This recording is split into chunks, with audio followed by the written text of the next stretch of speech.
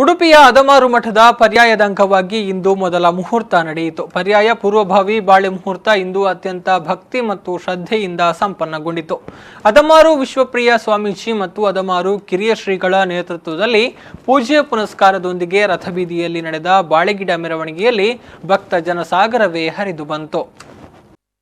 ಅದಮಾರು ಮಠದ ಮುಂದಿನ ಪರ್ಯಾಯಕ್ಕೆ ಪೂರ್ವಭಾವಿಯಾಗಿ ಇಂದು ಬಾಳೆ ಮುಹೂರ್ತ ನೆರವೇರಿತು. ಮುಂದಿನ ಪರ್ಯಾಯವನ್ನ ಅದಮಾರು ಸ್ವಾಮೀಜಿ ನಡೆಸಲಿದ್ದು, ಪರ್ಯಾಯ ಪೀಠಾಧಿಕಾರಕ್ಕೆ ಮುನ್ನ 5 ಮುಹೂರ್ತಗಳು ನಡೆಯುವುದು ಸಂಪ್ರದಾಯ. ಬಾಳೆ, ಭತ್ತ, ಅಕ್ಕಿ, ಕಟ್ಟಿಗೆ, ಚಪ್ಪರ ಮುಹೂರ್ತ ನಡೆಯುತ್ತೆ. ಸಂಪ್ರದಾಯದಂತೆ ಇಂದು ಮೊದಲ ಮುಹೂರ್ತವಾಗಿ ಬಾಳೆ ಅಥವಾ ಕದಳಿ ಮುಹೂರ್ತ ನಡೆಯಿತು.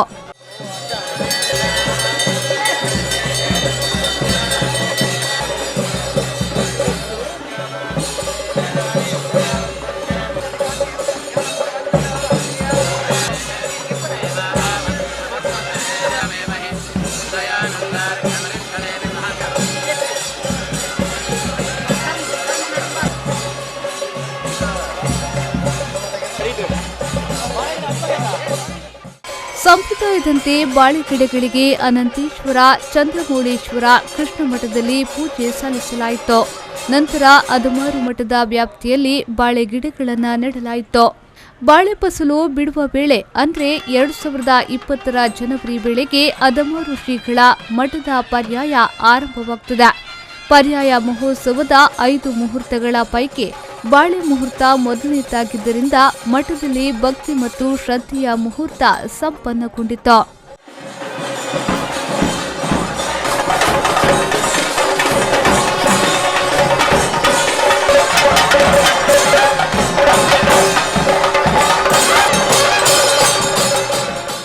ಅನಂತೇಶ್ವರ, ಚಂದ್ರಮೌಳೇಶ್ವರ ದೇವರಿಗೆ ವಿಶೇಷ ಪೂಜೆಯ ಬಳಿಕ ರಥಬೀದಿಯಲ್ಲಿ ನಡೆದ ಬಾಳೆ ಗಿಡ ಹಿಡಿದು ಮೆರವಣಿಗೆ ನಡೆಸಲಾಯಿತು. ಬಾಳೆ ಎಲೆ ಅದು ನಿರಂತರವಾಗಿ ನಮಗೆ ಬೇಕು ಕೃಷ್ಣ ಮಠಕ್ಕೆ. ಯಾಕೆ ಅಂತ ಹೇಳಿದರೆ ದೇವರನ್ನು ಕಾಣುವುದು ಹೇಗೆ ಅಂತ ಆಚಾರ್ಯರೆಲ್ಲ ತಿಳಿಸಿಕೊಟ್ಟಿದ್ದಾರೆ. ನಮಗೆ ಪ್ರತ್ಯಕ್ಷವಾಗಿ ದೇವರು ಕಾಣೋದಿಲ್ಲ. ಭಕ್ತರು ಯಾರು ಬರ್ತಾರೆ ಅವರಲ್ಲಿ ದೇವರನ್ನು ಕಾಣಬೇಕು ಅಂತ. ಭಕ್ತರಿಗೆ ಹೇಗೆ ಅವರಲ್ಲಿ ದೇವರನ್ನು ಕಾಣೋದು, ಉಪಾಸನೆ ಹೇಗೆ ಮಾಡಬೇಕು ಹೇಳಿದರೆ, ಅವನೊಂದು ಹಸಿದು ಬಂದಿದ್ದರೆ ಅವನಿಗೆ ಏನಾದರೂ ಸ್ವಲ್ಪ ಕೊಟ್ಟು ಆವಾಗ ಅವನು ಅದರಿಂದ ತೃಪ್ತಿಯಾದ, ಎಷ್ಟು ದುಡ್ಡು ಕೊಟ್ಟರು ಪ್ರಾಯ ಒಬ್ಬ ಮನುಷ್ಯ ಇನ್ನೂ ಬೇಕು ಅಂತ ಹೇಳ್ತಾರೆ.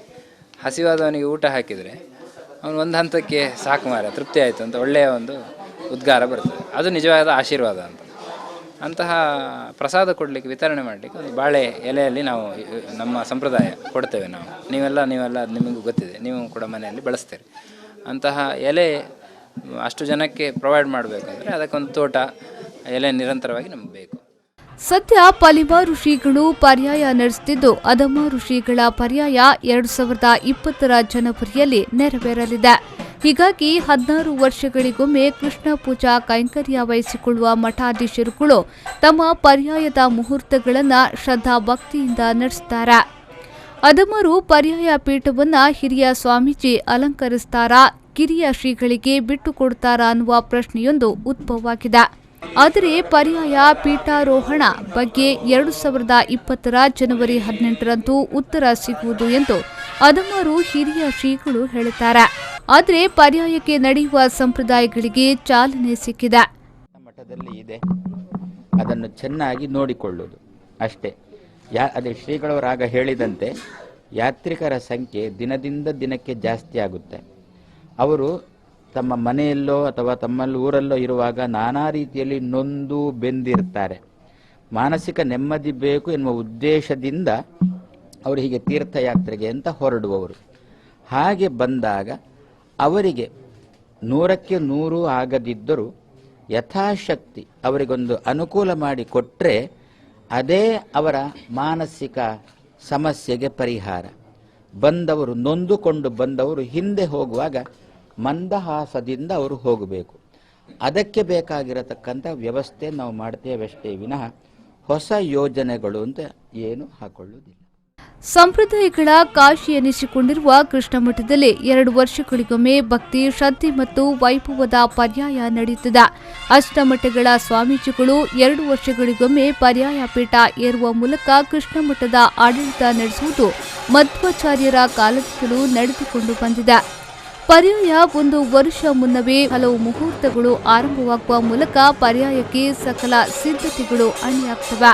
ಮಠದ ಸಾವಿರಾರು ಭಕ್ತರು ಕೂಡ ಪ್ರತಿ ಧಾರ್ಮಿಕ ಕಾರ್ಯದಲ್ಲಿ ಪುನೀತರಾಗ್ತಾರೆ. ಆದರೆ ಈ ಬಾರಿಯ ಅದಮಾರು ಪರ್ಯಾಯ ಪೀಠೋರೋಹಣವನ್ನ ಹಿರಿಯ ಶ್ರೀಗಳು ಮಾಡುತ್ತಾರೋ ಕಿರಿಯ ಶ್ರೀಗಳು ನಡೆಸ್ತಾರೋ ಅನ್ನುವ ಕುತೂಹಲ ಭಕ್ತ ಜನರಲ್ಲಿ ಮನೆ ಮಾಡಿದೆ.